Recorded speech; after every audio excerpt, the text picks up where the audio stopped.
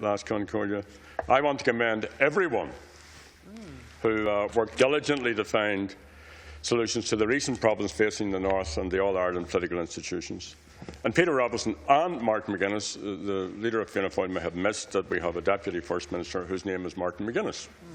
And they were central to that process. I thank the Minister for Foreign Affairs, Charlie Flanagan, and the Minister of State, Sean Sherlock, for their work. I also want to thank Senator Gary Hart for his ongoing interest, and I am hopeful that we will see practical support from the USA for the agreement in the time ahead. Peter Robinson did play a leadership role, and I want to commend him for that.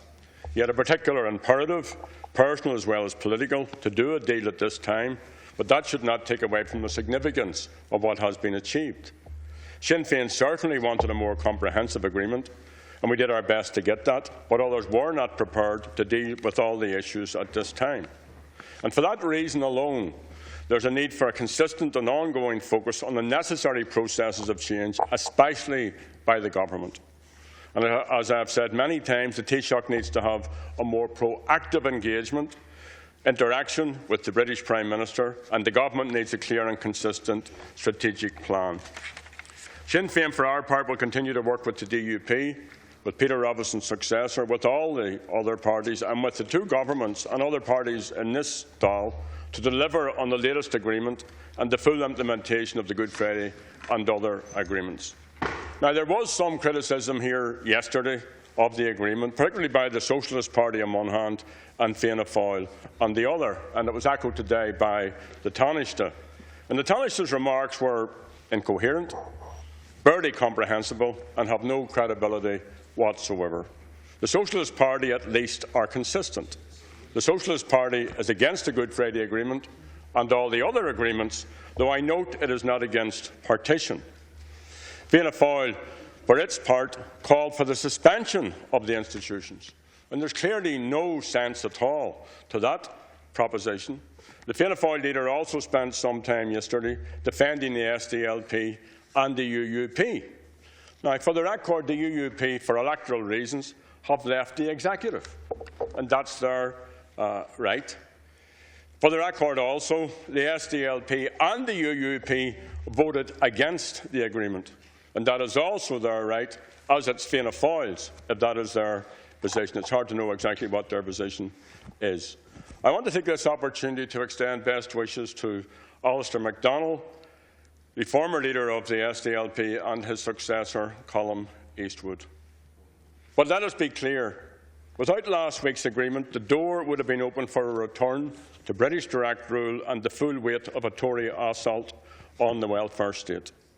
The majority of citizens support the political institutions. They want them to work, but yes, constant crises and lack of progress has understandably frustrated and disillusioned many, including members of Sinn Féin and representatives of Sinn Féin. And the recent negotiations were necessitated by unionist rejection of the Stormont House Agreement and the failure of the British and the Irish government to implement outstanding commitments. The British government sought to implement their brutal austerity agenda on a society emerging from decades of conflict, division and underinvestment. And this is not, last Concordia, acceptable to Sinn Féin. Two brutal murders were also shamefully used to destabilise the political institutions, to attack Sinn Féin and to seek to disenfranchise Republican voters, a sentiment which was echoed in this chamber also. The families of Jock Davison and Kevin McGuigan deserve justice. There can be no place for such actions in Irish society. The negotiations were difficult, but most negotiations are difficult. I want to welcome the government's commitment to invest in capital projects in the north. I have a particular interest in seeing the development of the Narrawater Bridge, along with other cross-border all-island projects brought into reality, and I look to the government to fund those projects. Additional money from London was also secured, allowing the executive to minimise the worst excesses of British government austerity.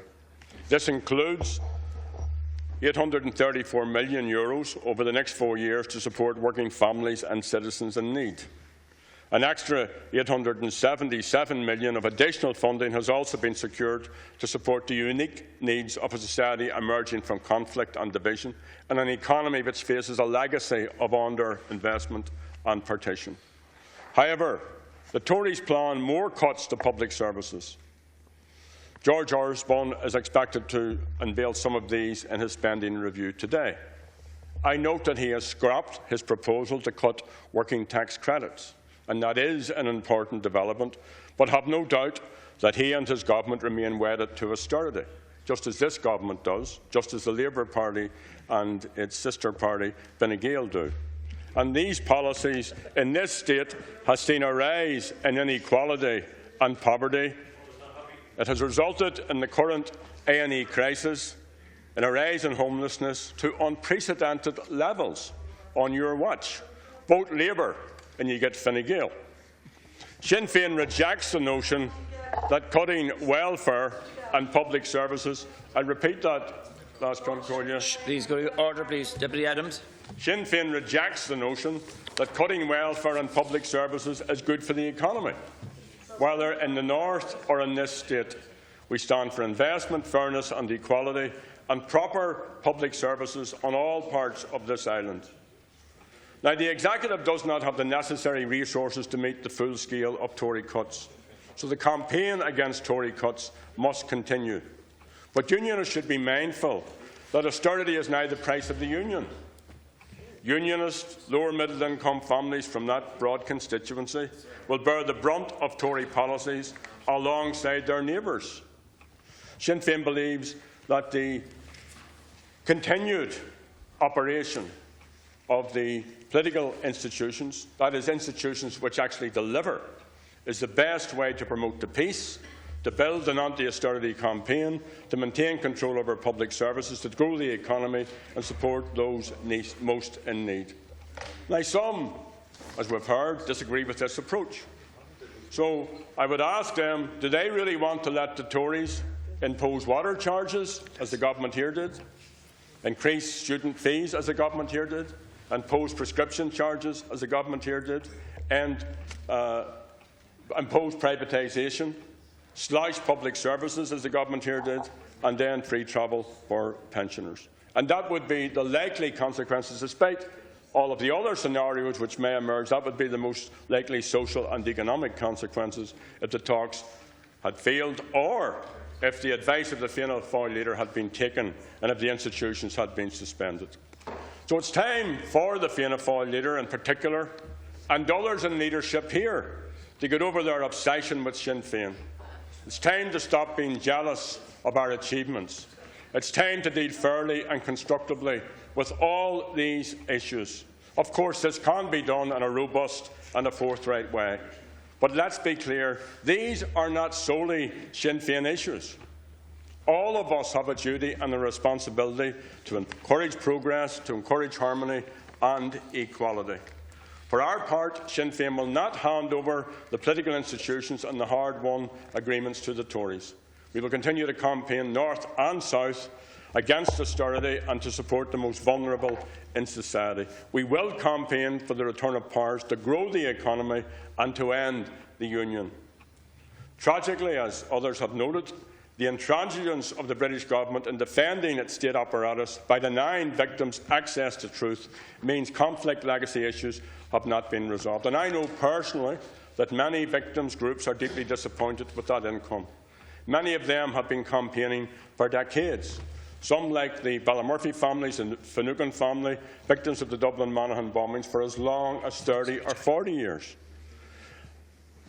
Last year at Stormont House, all of the parties in the two governments agreed a set of interlinked mechanisms to support victims, provide disclosure and promote reconciliation. These dealt with the rights of all victims and their families. But the British government moved away from this agreement and refused to disclose information under the guise of national security. But many of these events happened 30 or 40 years ago. There's no threat whatsoever to national security. The Taoiseach claims he addressed these issues in meetings with the British Prime Minister. Fair enough, but that's not good enough, Taoiseach. When I raised these matters with the Taoiseach yesterday, he drew our attention to the way that you too have publicised the campaign for the justice for the forgotten. And I agree with you on this, but in fact, you too have done more to internationally highlight justice for the forgotten than this government. The agreement also makes it clear that there is no place for paramilitary organisations in the Ireland of 2015, and it commits to measures to deal with criminality. And I would look to all of here to move beyond propaganda, to move beyond rhetoric, and to join with us on dealing with these concerns. There's lots of other work to be done. There is no Bill of Rights, no Charter of Rights, no Civic Forum, no Act na Gaeilge. And it's my view that we will, if we apply ourselves, achieve these measures in the time ahead. But why should, for example, Irish speakers in the North, why should children have to wait on reconstructed unionism to decide on whether Irish language rights are permissible?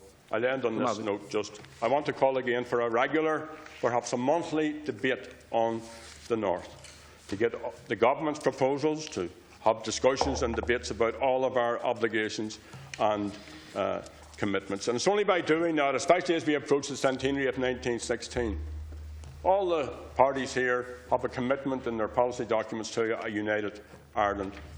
That needs to be part of the vision that guides us, not the bickering and the point scoring that goes on these matters. So I look forward to the Taoiseach agreeing, as a matter of routine, a regular debate on the North and on all of the matters relating to it. Thank you, Deputy.